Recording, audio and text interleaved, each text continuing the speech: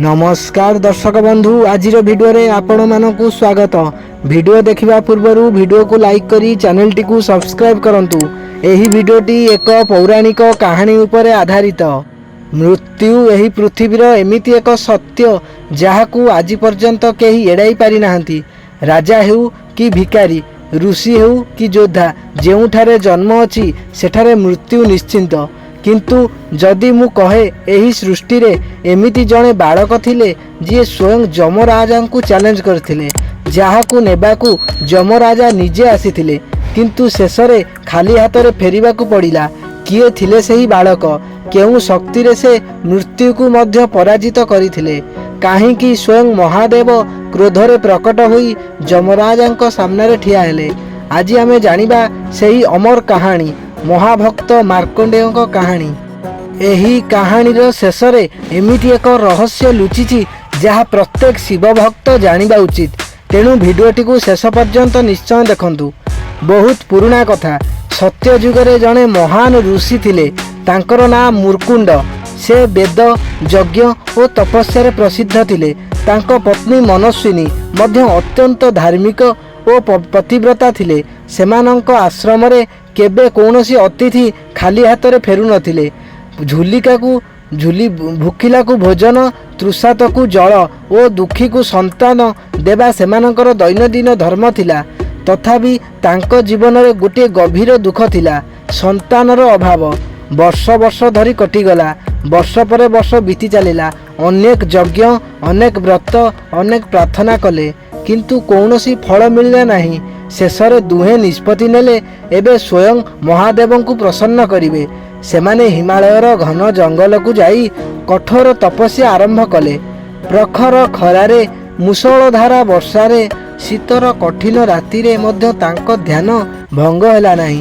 वर्ष पर वर्ष तपस्या चलिला। गोटे दिन समग्र अरण्य रे अद्भुत आलोक छाईगला। तमुर ध्वनि शुणागला। चारिआडे ओं नमः शिवायर नाद गुंजी उठिला। स्वयं भगवान शिव तांको सामने रे प्रकट हेले। महादेवंकर वरदान। महादेवंकर दिव्य रूप देखी ऋषि मुकुंड और माता मनस्विनी तांको चरण रे प्रणाम कले। तांको आखिरु आनंदर लुह बही जाउथिला। वर्ष वर्षर तपस्या आज सफल होइतिला। महादेव मृदु हसी हसी कहिले, हे मुनि, तुम तपस्या रे मु प्रसन्न। माग, कौन बर चाहूच? ऋषि मुकुंड हाथ जोड़ी कहिले, प्रभु, आम जीवन रे सबु किछि अछि, केवल गोटिए संतानर अभाव आमको कष्ट देउछि। आमको एमिति जणे पुत्र दियंतु जिए धर्मर पथरे चलिबो एवं आपणक भक्त हेबो। महादेव किछि क्षण नीरव रहिले, परे कहिले, तुम सामने दुईटी पथ अछि। प्रथम पथ एमिति पुत्र जिए महाज्ञानी, धर्मपरायण ओ मोर परम भक्त हेबो, किंतु तार आयुष मात्र 16 वर्ष जाए रहिबो। द्वितीय पुत्र दीर्घायु हेबो, किंतु से मूर्ख ओ अधर्मी हेबो। कुह, केउ बर बाछिबो? एही प्रश्न सुनी दुहे स्तब्ध होइगले। एक पटे दीर्घ जीवन, अन्य पटे स्नग्ध। माता मनस्विनी आखिरु लुह झरी पड़िला। से भाबुथिले मात्र 16 वर्ष परे पुओ को हराइबार दुख किपरि सहिबे। किंतु ऋषि मुकुंड शांत स्वर रे कहिले, प्रभु, दीर्घ जीवनर कौनसी मूल्य नहीं। जदि से अधर्म रे कटे, आमको सही पुत्र दियंतु जिए अल्प आयुष हेले मध्य आपणक परम भक्त हेबो। महादेव प्रसन्न होई कहिले, तथास्तु। एतिकी कही से अंतर्ध्यान होइगले। समय बीतिला। किछि मास परे मनस्विनी जने सुंदर पुत्र को जन्म देले। आश्रम रे आनंदर लहरी खेलीगला। देवता माने पुष्प वर्षा करने लगिले। ऋषि माने आशीर्वाद देले। सेही शिशुर नाम रखागला मार्कंडेय। किंतु सेही आनंद मध्यरे गोटिए गुप्त दुख लुचि रहितिला। कारण माता पिता जानिथिले एही शिशुर जीवन मात्र 16 वर्ष, किंतु सेमाने जानि नथिले एही छोट बालक दिनके जणे निजे भक्ति रे समग्र सृष्टिर नियम को बदलाई देव। मार्कंडेय दिनकु दिन बड़ हेबाकू लागिला, किंतु से साधारण शिशु मानक परि नथिले। जेउ बयसरे पिला माने खेलना सह खेलंती, ସେହି ବୟସରେ ମାର୍କଣ୍ଡେୟ ଋଷିମାନଙ୍କ ପାଖରେ ବସି ବେଦ, ଉପନିଷଦ ଓ ଧର୍ମଶାସ୍ତ୍ର ଶୁଣୁଥିଲେ। ପ୍ରତିଦିନ ବ୍ରହ୍ମ ମୁହୂର୍ତ୍ତରେ ଉଠି ନଦୀରେ ସ୍ନାନ କରୁଥିଲେ। ତାପରେ ଆଶ୍ରମ ପାଖରେ ଥିବା ଛୋଟ ଶିବ ମନ୍ଦିରକୁ ଯାଇ ଶିବଲିଙ୍ଗ ଉପରେ ଜଳ, କ୍ଷୀର ଓ ବେଲପତ୍ର ଅର୍ପଣ କରୁଥିଲେ। ତାଙ୍କ ମୁହଁରେ ସବୁବେଳେ ଗୋଟିଏ ଅଲୌକିକ ତେଜ ଦେଖାଯାଉଥିଲା। ସେ କେବେ ମିଛ କହୁନଥିଲେ, କାହାର ଅନିଷ୍ଟ ଚିନ୍ତା କରୁନଥିଲେ। ଜଙ୍ଗଲର ପଶୁପକ୍ଷୀମାନେ ମଧ୍ୟ ତାଙ୍କ ପାଖକୁ ଭୟ ବିନା ଆସୁଥିଲେ। ଏପଟେ ମାତା ପିତା ତାଙ୍କ ପୁଅକୁ ଦେଖି ଖୁସି ହେଉଥିଲେ, କିନ୍ତୁ ରାତିରେ ଏକାନ୍ତରେ ବସି କାନ୍ଦୁଥିଲେ। ପ୍ରତିବର୍ଷ ମାର୍କଣ୍ଡେୟଙ୍କ ଜନ୍ମଦିନ ଆସୁଥିଲା, ଆଉ ତାଙ୍କ ଆୟୁଷରୁ ଗୋଟିଏ ବର୍ଷ କମି ଯାଉଥିଲା। 10 ବର୍ଷ, 12 ବର୍ଷ, 14 ବର୍ଷ। ସମୟ ବହୁତ ଦ୍ରୁତ ଗତିରେ ବିତିବାକୁ ଲାଗିଲା। ଶେଷରେ ଗୋଟିଏ ଦିନ ମାର୍କଣ୍ଡେୟ ଦେଖିଲେ ତାଙ୍କ ମା ଏକାକୀ ବସି କାନ୍ଦୁଛନ୍ତି। ସେ ମା ପାଖକୁ ଯାଇ ପଚାରିଲେ, ମା, ଆପଣ କାହିଁକି କାନ୍ଦୁଛନ୍ତି? ମୁଁ କିଛି ଭୁଲ କରିଛି କି? ମା ତୁରନ୍ତ ଆଖିର ଲୁହ ପୋଛି କହିଲେ, ନାହିଁ ପୁଅ, କିଛି ନୁହେଁ। କିନ୍ତୁ ମାର୍କଣ୍ଡେୟ ବୁଝିପାରିଲେ ଯେ କିଛି ନା କିଛି ଲୁଚା ଯାଉଛି। ସେହି ରାତିରେ ସେ ନିଜ ପିତାଙ୍କ ପାଖକୁ ଗଲେ। ପିତାଶ୍ରୀ, ଆପଣ ମୋ ଠାରୁ କିଛି ଲୁଚାଉଛନ୍ତି, ଦୟାକରି ସତ୍ୟ କୁହନ୍ତୁ। ଋଷି ମୃକୁଣ୍ଡ କିଛି କ୍ଷଣ ନୀରବ ରହିଲେ। ତାପରେ ଗଭୀର ନିଶ୍ୱାସ ନେଇ କହିଲେ, ପୁଅ, ତୁମର ଜନ୍ମ ପୂର୍ବରୁ ମହାଦେବ ଆମକୁ କହିଥିଲେ ଯେ ତୁମର ଆୟୁଷ ମାତ୍ର 16 ବର୍ଷ, ଆଉ ତୁମର 16ତମ ଜନ୍ମଦିନ ଏବେ ଖୁବ୍ ନିକଟତର। ଏହା ଶୁଣି ସମଗ୍ର ଆଶ୍ରମ ନୀରବ ହୋଇଗଲା। କିନ୍ତୁ ମାର୍କଣ୍ଡେୟଙ୍କ ମୁହଁରେ ଭୟର ଗୋଟିଏ ବିନ୍ଦୁ ମଧ୍ୟ ନଥିଲା। ସେ କେବଳ ହସିଲେ ଏବଂ କହିଲେ, ଯଦି ମୋର ଜନ୍ମ ମହାଦେବଙ୍କ କୃପାରେ ହୋଇଛି, ତେବେ ମୋର ଜୀବନର ନିଷ୍ପତ୍ତି ମଧ୍ୟ ସେହି ନେବେ। ମୁଁ ଶେଷ ନିଶ୍ୱାସ ପର୍ଯ୍ୟନ୍ତ ତାଙ୍କର ଭକ୍ତି କରିବି। ଏହି କଥା ଶୁଣି ମାତା ପିତାଙ୍କ ଆଖିରେ ଲୁହ ଆସିଗଲା। ସେମାନେ ଜାଣିନଥିଲେ ଏହି ଦୃଢ଼ ବିଶ୍ୱାସ ହିଁ କିଛି ଦିନ ପରେ ସ୍ୱୟଂ ଯମରାଜାଙ୍କୁ ମଧ୍ୟ ପରାସ୍ତ କରିଦେବ। ସମୟ କାହା ପାଇଁ ମଧ୍ୟ ଅଟକେ ରହେ ନାହିଁ। ଦେଖୁ ଦେଖୁ ସେହି ଦିନ ଆସି ପହଞ୍ଚିଗଲା, ଯେଉଁଦିନ ମାର୍କଣ୍ଡେୟ 16 ବର୍ଷ ପୂର୍ଣ୍ଣ ହେବାରେ ଥିଲା। ସକାଳୁଠାରୁ ଆଶ୍ରମର ପରିବେଶ ବଦଳି ଯାଇଥିଲା। ଆକାଶରେ କଳା ବାଦଲ ଘେରି ଆସିଲା। ଜଙ୍ଗଲର ପକ୍ଷୀମାନେ ହଠାତ୍ ନୀରବ ହୋଇଗଲେ। ପବନ ମଧ୍ୟ ଅଜଣା ଭାବରେ ଥମି ଯାଇଥିଲା। ଋଷି ମୃକୁଣ୍ଡ ଓ ମନସ୍ୱିନୀଙ୍କ ହୃଦୟ ଭୟରେ କମ୍ପି ଉଠୁଥିଲା। ସେମାନେ ବାରମ୍ବାର ମାର୍କଣ୍ଡେୟଙ୍କୁ ଦେଖୁଥିଲେ। ମନେ ମନେ ମନେ ହେଉଥିଲା, ଏହା ହିଁ ବୋଧେ ତାଙ୍କ ଦେଖିବାର ଶେଷ ଦିନ। କିନ୍ତୁ ମାର୍କଣ୍ଡେୟ ସମ୍ପୂର୍ଣ୍ଣ ଶାନ୍ତ ଥିଲେ। ସେ ନଦୀରେ ସ୍ନାନ କଲେ, ପବିତ୍ର ବସ୍ତ୍ର ପିନ୍ଧିଲେ ଏବଂ ସିଧା ଶିବ ମନ୍ଦିରକୁ ଯାଇ ଶିବଲିଙ୍ଗ ସାମ୍ନାରେ ବସିଗଲେ। ସେ ଆଖି ବନ୍ଦ କରି ଗଭୀର ଧ୍ୟାନରେ ଲୀନ ହେଲେ। ତାଙ୍କ ଓଠରୁ କେବଳ ଗୋଟିଏ ମନ୍ତ୍ର ବାହାରୁଥିଲା, ଓଂ ନମଃ ଶିବାୟ, ଓଂ ନମଃ ଶିବାୟ। ଏହି ସମୟରେ ଯମଲୋକରେ ଯମରାଜା ତାଙ୍କ ସିଂହାସନରୁ ଉଠିଲେ। ସେ ଚିତ୍ରଗୁପ୍ତକୁ ପଚାରିଲେ, ମାର୍କଣ୍ଡେୟଙ୍କର ଆୟୁଷ ସମାପ୍ତ ହୋଇଛି କି?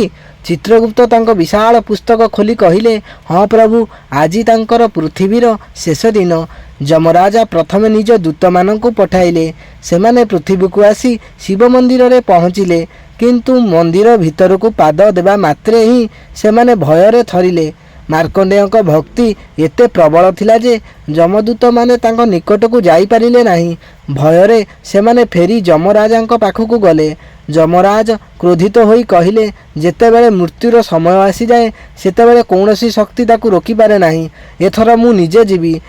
ଏତିକି କହି ସେ ନିଜ ମହିଷ ଉପରେ ଆରୋହଣ କରି ପୃଥିବୀ ଆଡ଼େ ଚାଲିଗଲେ। ଆକାଶରେ ବଜ୍ରପାତ ହେବାକୁ ଲାଗିଲା।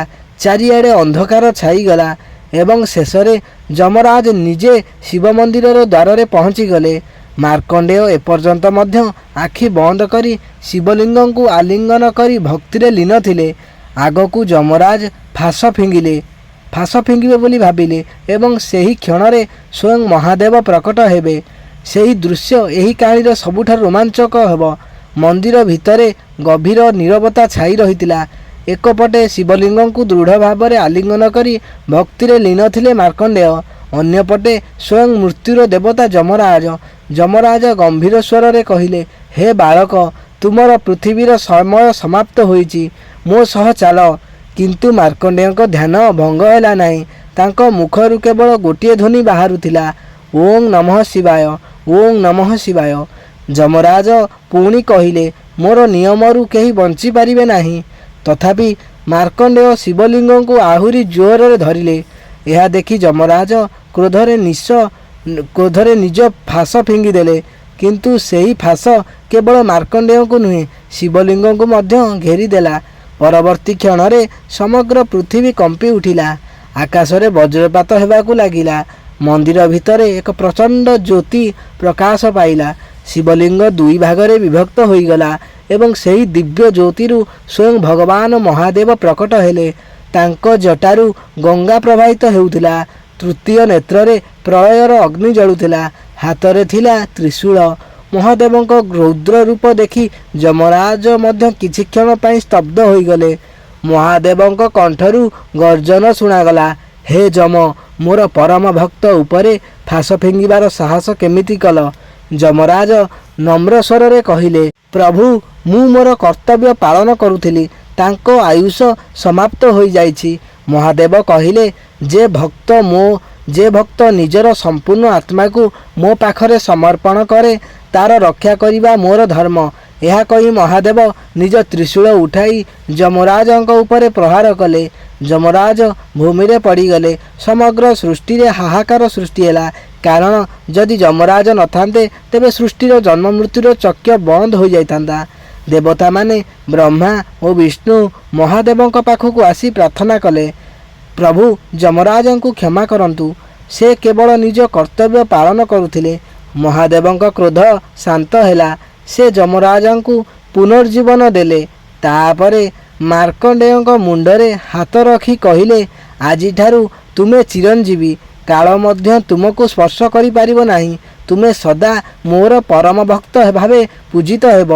ମାର୍କଣ୍ଡେୟ ଆନନ୍ଦରେ ମହାଦେବଙ୍କ ଚରଣରେ ପଡ଼ିଗଲେ। ତାଙ୍କ ଆଖିରୁ କୃତଜ୍ଞତାର ଲୁହ ବହୁଥିଲା। ସେହି ଦିନଠାରୁ ଭଗବାନ ଶିବ ମହାମୃତ୍ୟୁଞ୍ଜୟ ଏବଂ କାଳାନ୍ତକ ନାମରେ ପୂଜା ପାଇବାକୁ ଲାଗିଲେ। ତ ଦର୍ଶକ ବନ୍ଧୁ, ଆମେ ଆଜି ଏହି ଭିଡ଼ିଓରେ କ'ଣ ଶିଖିବାକୁ ପାଇଲେ? ନା ଏଇଆ ଶିଖିବାକୁ ପାଇଲେ କି ଯଦି ଆମେ ପୂର୍ଣ୍ଣ ଭକ୍ତି ସହିତ ଭଗବାନଙ୍କୁ ପ୍ରାର୍ଥନା କରିବା ତ ଭଗବାନ ଆମକୁ ନିଶ୍ଚିନ୍ତ ସାହାଯ୍ୟ କରିବେ ଏବଂ ଭଗବାନଙ୍କ ପ୍ରତି ଭକ୍ତି ରଖିଲେ ହିଁ ମୃତ୍ୟୁ ମଧ୍ୟ ପରାଜିତ କରିପାରିବା। ଏହିପରି ଭିଡ଼ିଓ ପ୍ରତ୍ୟେକ ଦିନ ଦେଖିବା ପାଇଁ ଆମର ଚ୍ୟାନେଲଟିକୁ ସବସ୍କ୍ରାଇବ୍ କରନ୍ତୁ ଏବଂ ସାଙ୍ଗମାନଙ୍କ ସହିତ ସେୟାର କରନ୍ତୁ। ରହିଲି, ଜୟ ଜଗନ୍ନାଥ।